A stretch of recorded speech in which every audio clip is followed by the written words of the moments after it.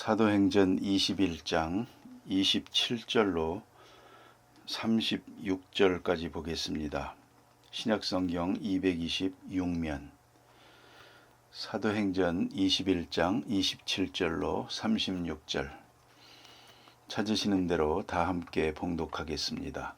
그 이레가 거의 참에 아시아로부터 온 유대인들이 성전에서 바울을 보고 모든 무리를 충동하여 그를 붙들고 외치되 이스라엘 사람들아 도우라. 이 사람은 각처에서 우리 백성과 율법과 이곳을 비방하여 모든 사람을 가르치는 그 자인데 또 헬라인을 데리고 성전에 들어가서 이 거룩한 곳을 더럽혔다 하니 이는 그들이 전에 에베소 사람 드로비모가 바울과 함께 시내에 있음을 보고 바울이 그를 성전에 데리고 들어간 줄로 생각함이러라.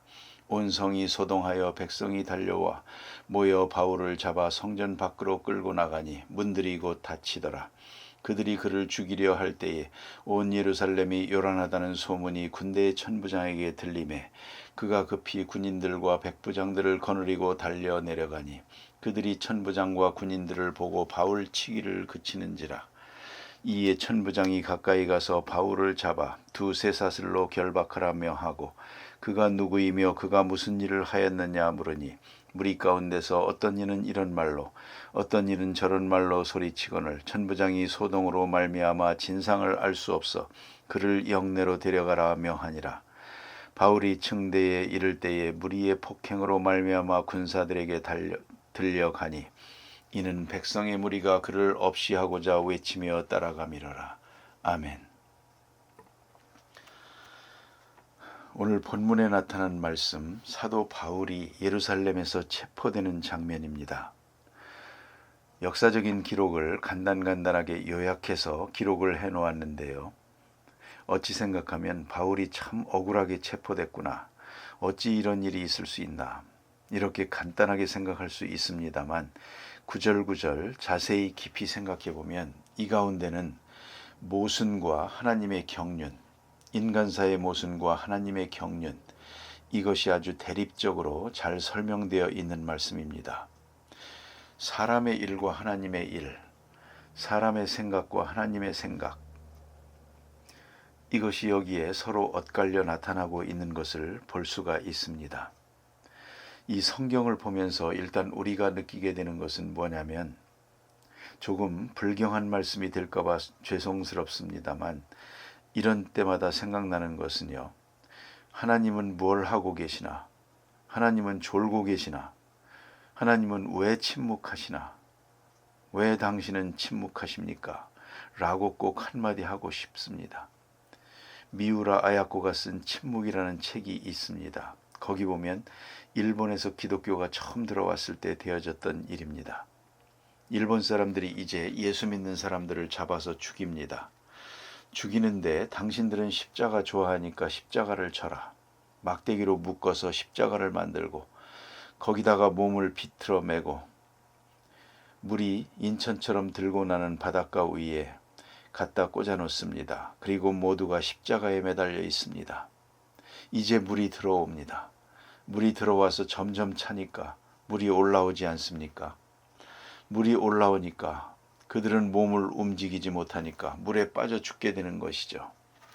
이렇게 점점 물이 차오르는 것을 보다 못해 신부가, 그는 외국 사람이기 때문에 거기에 같이 죽이지는 않았죠. 멀리서 이것을 바라봅니다. 그리고 큰 소리로 외칩니다. 하나님 어찌하여 침묵하십니까? 이게 침묵입니다. 하나님은 뭘 하고 계십니까? 어찌하여 침묵하십니까? 그리고 그의 귀에 큰 소리가 들려옵니다. 침묵하는 게 아니라 내가 저들을 지켜보고 있고 저들의 고난에 동참하고 있다라고 말씀하십니다. 기적은 나타나지 않았습니다. 저들은 그대로 다 순교했습니다. 자, 이런 때에 우리는 뭐라고 말해야 됩니까? 오늘 본문에도 사도 바울이 참 억울하게 이건 말도 안 되는 거요. 어떻게 이렇게 해서 일이 꼬여가지고 그대로 체포됩니다. 왜 이런 일이 있어야 합니까? 인간사의 모순이에요. 인간사의 모순이 많습니다. 잘못된 일이 너무 많습니다. 그러면 이것이 버려진 사건이냐고요? 아무 의미가 없는 것입니까? 그렇질 않아요. 이렇게 되고 말았지만 그러나 여기에 하나님의 귀한 뜻이 조용하게 더 완전하게 이루어지고 있더라고요. 여러분, 바울이 로마로 가려고 했습니다. 자기야 배를 타고 가죠. 전에 소아시아 방문에 있었던 것처럼 이 마을에 가도 저 마을에 가도 벌써 예수 믿는 사람이 거기에 있어가지고 위대한 사도를 환영합니다. 그리고 앉아서 설교를 합니다. 여러분 잘 아시는 대로 유두고 사건처럼 밤새껏 설교를 합니다. 그리고 끌어안고 입을 맞추고 다시 내 얼굴을 못 보리라. 그리고 헤어져서 또 다른 마을로 가고 얼마나 아름답습니까? 이렇게 해서 로마에 지금 기독교인이 있거든요. 이미 교회가 세워졌습니다. 모름지기 바울이 전한 사람들이 가서 세운 교회죠. 그런 사람들이 세운 로마 대도시에 이미 교회가 있거든요. 바울이 거기 들어서면 얼마나 기뻐하고 환영하겠습니까? 그리고 얼마나 활발하게 복음을 전할 기회가 바울에게도 로마 교인들에게도 주어지겠습니까? 그런 꿈을 꾸는 겁니다. 배를 타고 가서 환영을 받고 그리고 큰 부흥의 역사가 이루어지도록 내가 해야 될 일이 있다. 이방인의 사도의 대표자로 당연히 가져야 할 꿈을 꾸고 있습니다. 그러나 그가 생각한 대로 그렇게 로마로 가지는 못했습니다. 여기서 생각해야 됩니다. 로마로 갔습니다. 분명히 로마는 갔어요. 그가 꿈꾸던 로마는 갔습니다. 그러나 자기가 생각했던 것보다 3년 뒤에 갔죠. 이 3년을 어떻게 메꿔야 됩니까? 내가 생각했던 시간이 아닙니다. 시간적으로도 3년 뒤에 갔습니다. 또 상황적으로 보면 죄수의 몸으로 갔습니다. 어느 집에서 어느 교회에서 환영한 게 아니고요. 로마 감옥 지하실에 쇠사슬에 묶여서 로마로 갔습니다. 자기가 원하는 사람들을 반가이 만나는 그렇게 간 게 아니고요. 전혀 자기가 생각하지 못했던 친위대 사람들을 만납니다. 자기가 만나려고 했던 것은 교인들이요. 그리고 교인들을 통해서 많은 사람들을 상대로 전도하려고 했는데 그는 전도의 대상도 자기가 생각했던 사람들도 아닙니다. 전혀 생각하지 못했던 쇠사슬에 묶인 바로 그 사람. 매일매일 경비가 바뀌거든요. 자, 매일 간수가 바뀌는데요. 이 친위대 군인 한 사람 한 사람 매일같이 만나게 됩니다. 자, 이게 어떻게 된 것입니까? 어떻게 이렇게 된단 말입니까? 분명히 로마로 갔어요. 구원의 역사가 크게 이루어지고 있습니다, 지금. 그러나 자기가 생각한 시간에 자기가 생각한 방법으로 되지는 않았습니다. 그걸 생각해야 됩니다. 그러니까 우리가 만사를 이치에 맞도록 내 생각에 맞도록 전개된다고 생각하지 마십시오. 하나님은 반드시 기도를 응답해 주십니다. 그러나 내가 생각한 시간에 내가 생각한 방법대로는 아니요. 절대로 아닙니다. 그러나 그 소원은 이루어집니다. 꼭 그걸 알아야 합니다. 하되 내가 생각한 양상으로 되지 않는다는 겁니다. 그 속에 내가 생각한 것보다 더 큰 역사가 있는 것입니다. 비로소 사도 바울은 상당한 시간이 흐른 다음에야 그 귀한 이치를 깨닫습니다. 그래서 빌립보 1장 12절에서 그는 말합니다. 제가 개인적으로 지극히 좋아하는 요절입니다. 나의 당한 일이 복음의 진보가 된 것을 너희가 알기를 바라노라. 나의 당한 일이 무슨 말입니까? 이런 얘기입니다. 내가 바랬던 것보다 3년 후에나 오고 내가 바랬던 것과 달리 죄수의 몸으로 로마로 온 것인데 이거 마음에 안 들죠. 아무리 하나님 하시는 일이라고 하지만 당장은 마음에 안 들어. 납득이 되질 않아. 그러나 이제 와서 보니 아니에요. 나의 당한 일이 도리어 내 생각과 달리 도리어 복음의 진보가 되었다. 더 크게 됐다. 저는 이 성경을 읽을 때마다 생각나는 것은 바울이 조금 더 살든가 조금 더 깊은 영감을 얻어서 바울이 이렇게 역사한 후 100년 후에 대로마 제국이 기독교 국가가 됩니다. 그 같은 역사를 조금만 미리 알았더라면 감옥에서 그렇게만 쓸 게 아니라 아마 찬송을 부르고 환호했을 겁니다. 그렇지 않습니까? 사실로 그랬거든요. 바울이 로마 감옥에 들어간 사건으로 인해서 엄청난 역사가 이루어졌습니다. 지금도 로마에 가면 물론 베드로 성당도 있습니다만 바울 성당이 있습니다. 그런데 사람들은 베드로 성당까지는 많이 가보고 그 옆에 있는 요한 성당도 많이 가봅니다. 그 옆에 성전이 있기 때문에 말이죠. 그러나 바울 성당은 조금 떨어져 있습니다. 그래 이리 방문하다가 그건 빼놓습니다. 별로 잘 가질 않습니다. 바울이 목베이어 죽임을 당한 곳, 그곳도 관광객들이 별로 가질 않습니다. 가보면 한산합니다. 그저 초라하게 돼 있습니다. 왜냐하면 사람들이 많이 가지 않으니까. 베드로 성당만 사람들이 돗대기 시장처럼 돌아다닙니다. 그런데 바울 성당이 거기 있습니다. 우리가 한번 생각해 봐야 됩니다. 이 같은 큰 역사가 앞에서 이루어지고 있는데 그것을 위해서 오늘 작게 보이지만 사건이 있습니다. 그 사건을 추적해 보면 맨 처음이 뭐예요? 예루살렘에서 체포되는 겁니다. 아시는 대로 야고보나 베드로, 바울이 체포되는 걸 원치 않았습니다. 어떻게 해서든지 무사히 다녀가길 바랬지요. 어쩌면 그랬을는지도 몰라. 아마 이렇게 생각해요. 바울 사도여, 어째서 위험한 예루살렘에 왔어? 당신은 예루살렘에 오지 않았으면 좋을 뻔했는데.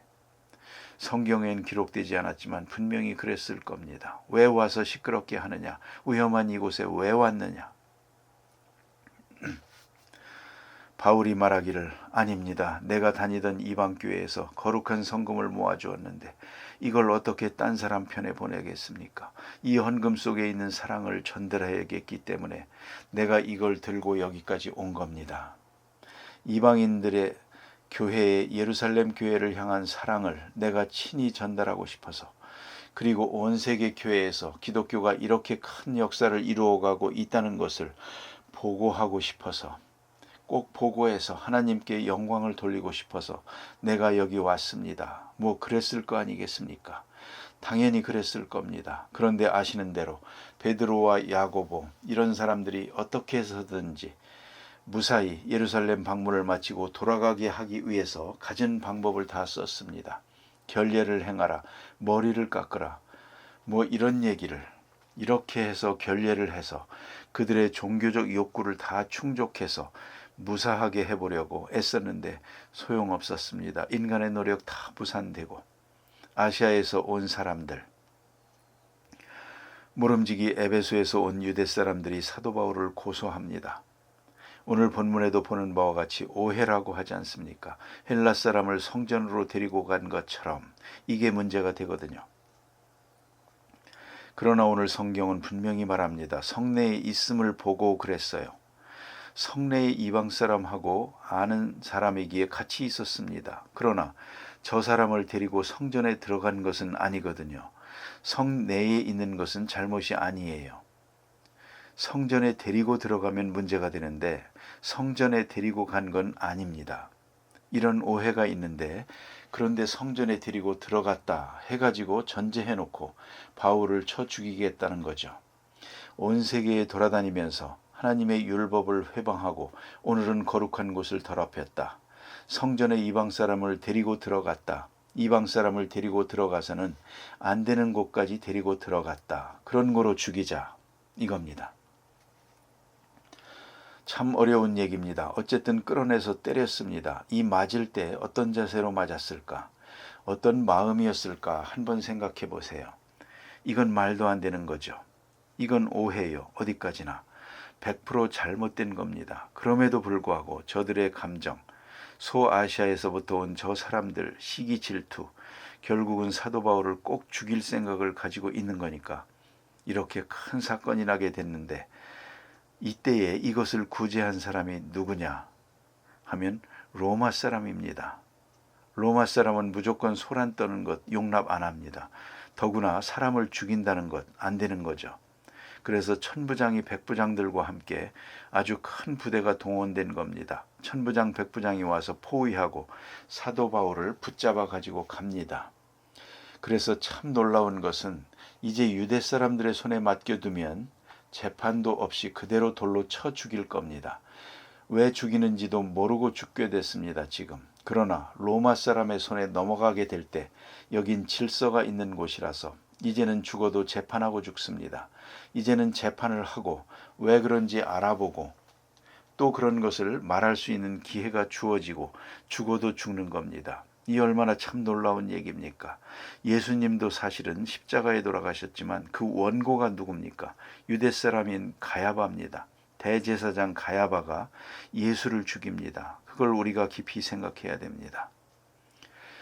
소위 하나님을 섬긴다고 하는 전업적인 하나님의 사람들입니다. 이 사람들이 예수를 죽입니다. 그리고 로마 사람들이 오히려 뒤에 집행은 했습니다만 놓아주려고 애쓰는 것을 볼 수가 있죠. 이게 빌라도의 자세였고요. 오늘 본문에도 얼마나 모순입니까? 유대 사람들은 죽이려고 하고 로마 사람은 보호하려고 하고 유대 사람은 무조건 끌어내가지고 저놈들이 성전을 회방했다 죽이자 아우성을 치는 데 비해서 로마 사람은 무슨 얘기냐 좀 들어보자. 거기에는 이성이 있고 거기에는 바른 판단력도 있습니다. 무슨 일인지 좀 들어보자. 그만큼 냉정했습니다. 자, 이 모든 사건을 통해서 어쨌든 바울은 로마로 갑니다. 여기에 하나님의 경륜이 있습니다. 여러분, 우리가 이 전체를 다 놓고 보면 이런 경륜을 통해서 하나님의 역사가 이루어졌구나 하는 것을 객관적으로 아주 쉽게 이해할 수가 있습니다. 그러나 이 현장에 있었다고 생각해 보세요. 그러면 무슨 생각이 났겠습니까? 하나님, 어찌하여 이런 일이 있습니까? 이건 말도 안 되는 일입니다. 어찌하여 이런 모순이 있습니까? 하나님은 왜 침묵하십니까? 이제 우리는 성경에서 해답을 얻어야 합니다. 침묵하신 게 아닙니다. 지켜보신 것이죠. 하나님만이 가지시는 놀라운 지혜, 능력 속에서 위대한 역사를 지금 여기서 이루어가고 계셨던 것입니다. 기도하십시다.